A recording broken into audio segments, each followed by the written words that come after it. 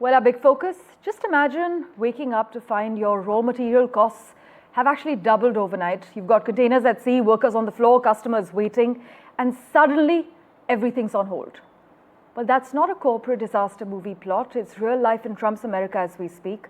The US president has signed an order doubling tariffs on steel and aluminium imports from 25% to 50%.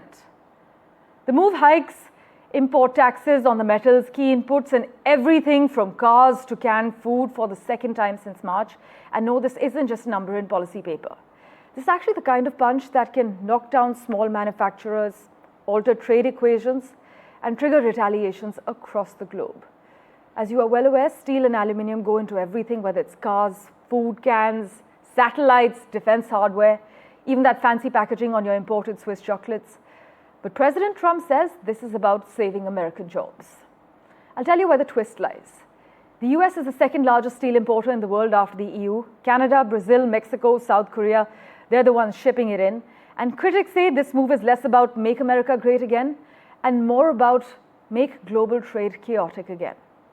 Well, Trump did carve out a special exemption, you must note, for the UK, citing ongoing trade talks, which actually raises another question. Is Trump using tariffs as leverage or favor currency?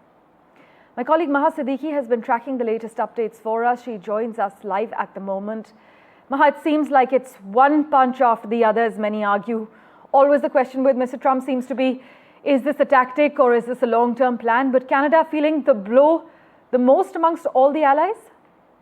Absolutely, because Canada is the largest supplier of aluminium and steel to the United States.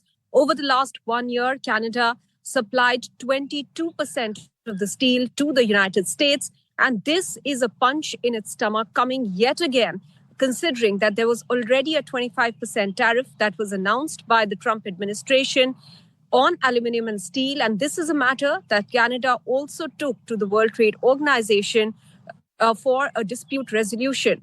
And now a 25% further tariff on it is going to heavily impact Canada. In fact, the Premier of Ontario, Doug Ford, has already suggested that there should be a retaliatory tariff to this. He said that Canada can no longer be kicked around by the United States, and this message needs to go out clearly to Donald Trump. Significantly, this also comes just 10 days ahead of the G7 summit, which is going to be hosted by Canada and for which President Donald Trump will be traveling to Alberta in Canada. So all these issues correlate at this moment, also at a juncture, Parmeshwar, when Canada is already negotiating an economic and security agreement with the United States. Those conversations are already on. And in the midst of all this, a 25% further tariff on aluminium and steel is going to gravely impact Canada. But the impact will also be seen on the US consumers. And this is something that is constantly being pointed out to experts.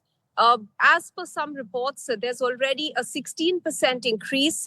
In fact, Doug Ford said this, that 16% increase in prices of anything that has steel and aluminium for the consumers in the United States, with a 25% tariff. And now this has been doubled by the US president, who signed an executive order, and this will go into effect at 12 midnight Eastern time. As always, Maha, thank you so much for joining us with the lowdown.